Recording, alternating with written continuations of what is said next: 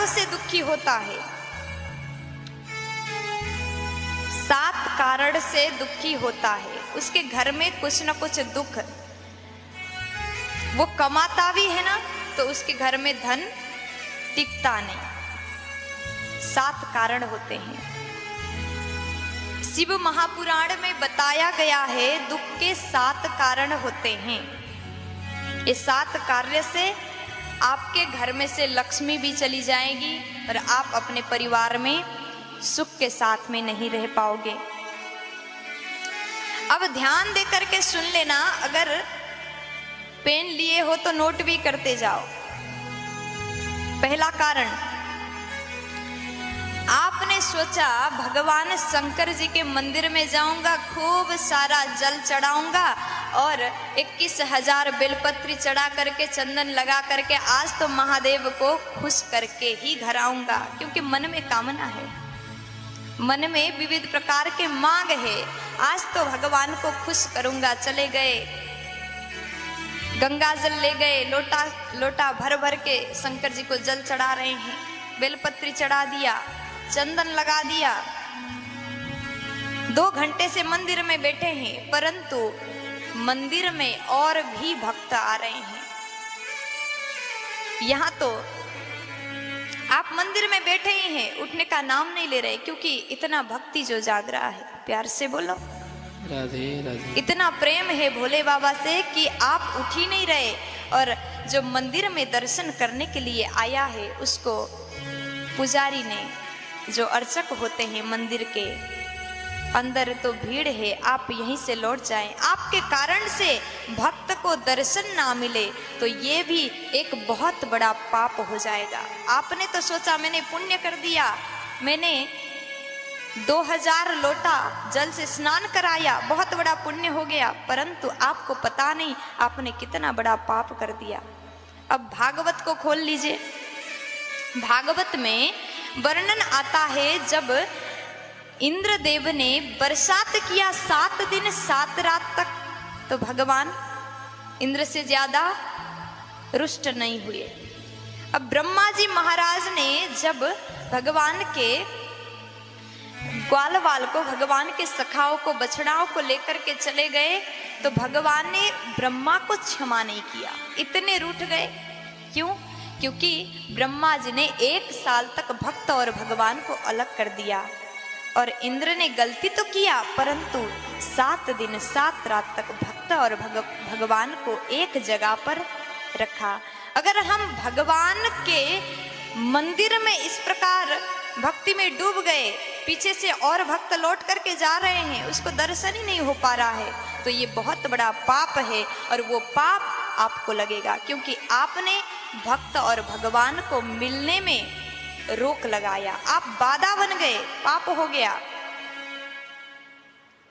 ऐसा करने से भी आपके घर में बहुत बड़ा दुख आ सकता है, बहुत बड़ा संकट आ सकता है। अब दूसरा कारण क्या है? दूसरा कारण, दुख का कारण, गरीबी का कारण दूसरा। आपने सोचा मैं बहुत बड़ा भक्त हूँ, भजन किया, 2 घंटे तक माला जप कर लिए, मंदिर में बैठ करके खूब पूजा पाठ किए, दीपक जलाए, सब कुछ किया, और बाद में जब आसन से उठते हो तो मन में एक सोच आ गया, मैं कितना महान हूँ, मैंने तो 1 घंटा तक पूजा किया, अखंड ज्योत जला रहा हूँ, अहंकार है। भागवत में वर्णन आता है, ये बात शिव महापुराण में लिखा गया है, परंतु भागवत में भी आता है प्रसंग, अपने द्वारा किए हुए भजन पूजन आदि कार्य को भी भगवान के चरण में अर्पित करना चाहिए। प्रभु हम कुछ नहीं हैं, स्वयं को जब नैत्यानुसंधान करना सीख जाओगे तब तुम महान बनोगे। अपने द्वारा किए हुए भजन को भी भगवान के चरण में अर्पण कर दो। मैं कुछ नहीं हूं, मुझ में ये सामर्थ्य नहीं है कि मैं आपको रिझा सकूं। अगर भजन का, भक्ति का भी अहंकार हुआ तो गरीबी घर में आ सकता है, ये भी दुख का कारण हो सकता है। ये बात मैं आज आपको बता रही हूं जो आपको पता नहीं है। आप इस बात को देख नहीं पाओगे। और दुख का तीसरा कारण आपने खूब दान किया, खूब भजन किया, खूब पूजा पाठ किया, 2 घंटे 3 घंटे आपने गोविंद के सानिध्य में बैठ करके माला जाप किया, और बाकी और समय दिन के 3 घंटे तो भजन किए, और अन्य समय आपके द्वारा, आपके वचन के द्वारा किसी के नेत्र में अश्रु आ गए, किसी का मुस्कान आपके बात ने लूट लिया, तो भी आपके घर में बहुत बड़ा संकट आ जाएगा। ये भी एक बहुत बड़ा पाप है। इसलिए कभी किसी को रुलाए नहीं। हो सके तो कहा जाता है आप 1000 दीपक जलाओ और आप कर नहीं पाओ तो आप भजन मत करो, मंदिर मत जाओ, दान मत करो, पुण्य मत करो, पूजा पाठ मत करो। एक दिन में एक व्यक्ति को हंसा सको, उसके चेहरा में आपके वजह से अगर मुस्कान आ गया तो सबसे बड़ा पुण्य का काम हो गया। अगर आपने किसी को हंसा दिया, किसी के दुख को हरण कर लिया, किसी के चेहरा पर आपके वजह से मुस्कान आ गया, तो 1000 दीप जलाने का पुण्य आपको मिल जाएगा। प्यार से बोलो। और प्यारे, दुख का 5वां कारण ध्यान से सुनिएगा। अगर आप दान करते हैं, दान करने के बाद वो किया हुआ दान सत्पात्र में नहीं हुआ, तो भी अगर आपका दिया हुआ धन से उसने लिए हुए व्यक्ति ने कोई गलत कार्य किया तो वो पाप आपको लगेगा।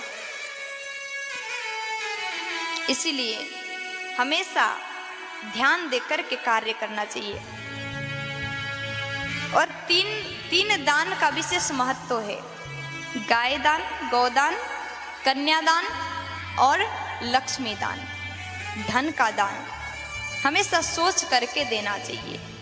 अगर आपने बेटी का विवाह ऐसे घर में कर दिया जहां आपकी बच्ची, आपकी बेटी सुखी नहीं है, दिन रात रोती है, तो उस कारण से मायके वाले को, माता पिता को जीवन भर रोना पड़ता है। इसलिए हमेशा विवाह के समय में देख करके, परख करके ही कन्यादान करना चाहिए। और 6वां कारण क्या है? यदि आपके घर में आपने मंत्र उच्चारण किया, आप सुबह शाम पाठ करते हो, सुबह शाम आप पाठ करते हो और मंत्र उच्चारण करते हो, जो आप पाठ करते होंगे घर पे, उच्चारण करते वक्त अगर गलत उच्चारण हो गया, देखिए मंत्र के थोड़ा सा गलत उच्चारण होने से उसका गलत अर्थ लग सकता है। अभी तो नवरात्रि है, सब लोग दुर्गा सप्तशती पाठ कर रहे हैं। दुर्गा सप्तशती में एक कथा है, अंदर आपने पढ़ा होगा, एक यजमान ने ब्राह्मण को, पंडित को बुला करके पाठ कराया। रोज नवरात्रि भर पाठ किया और बड़े मन से, भाव से वो यजमान बैठा करता था। और नवरात्रि के 2-3 महीने बाद उसकी पत्नी मर जाती थी। दोबारा विवाह किया, तीसरा किया, चौथा किया, ऐसा ही हुआ। सभी पत्नियां मर जाती हैं तो गुरुजी के पास चला गया, गुरुजी क्या किया जाए, मैं बहुत बड़े संकट में हूं। तो अगले नवरात्रि में जो पंडित द्वारा पाठ कराते थे उनको बुलाया घर में, और उनके गुरुजी ने अंदर बैठ कर के मंत्र सुना, जो मंत्र पाठ हो रहा था। तो जब प्रारंभ हुआ तो मंत्र उच्चारण हुआ उनसे, भार्यस्तु भक्ष्यन्तु, वहां पर बोलना था कि हमारे घर के भय, संकट, दुख को हे माता जी, हे माता रानी आप हरण करें, आप भक्षण करें। परंतु यह मंत्र में अशुद्धि हो गया, भार्या को भक्षण करिए, ऐसा उच्चारण हुआ। भार्या मतलब पत्नी। इसी कारण 3-4 महीने बाद पत्नी का मृत्यु हो जाता था, इसलिए वो बड़े दुखी थे। और अगले बार जब पाठ किया तो मंत्र को शुद्धि किया गया। इसलिए कभी भी गलत मंत्र उच्चारण नहीं करना चाहिए। गलत मंत्र का गलत प्रभाव हो सकता है और वो प्रभाव आपके घर के लिए हानिकारक हो सकता है, दुखदायक हो सकता है। आप ज्ञानी हो, आपको आता है तो पाठ करें, अगर नहीं आता तो हाथ जोड़ करके प्रभु हमें कुछ नहीं आता, केवल अपना भाव ही अर्पण करें। और घर में कभी बड़ों का तिरस्कार नहीं होना चाहिए। अगर घर में अपने माता पिता का सम्मान नहीं हुआ ना तो भी आपके घर में कभी लक्ष्मी नहीं रुक सकती। जिस घर में माँ बाप का सम्मान नहीं होता उस घर में कभी बरकत नहीं होती। प्यार से बोलो राधे राधे। इसलिए हमेशा बड़ों का सम्मान करें। और सातवां कारण है आपने जीवन में बहुत मेहनत करके धन अर्जन किए, धन कमाए और एक बार गलत तरीके से किसी का हरण करके, मतलब गलत प्रकार से आपने धन घर में लाया, तो आपने एक बार गलत कार्य से लाया हुआ धन जो है वो दूषित धन आपके मेहनत के धन को भी साफ कर सकता है। ये 7 कारण हमने आपको बताया दुख का। अगर आप द्वारा भी ये गलती अगर हुआ हो तो जरूर सुधार लीजिएगा।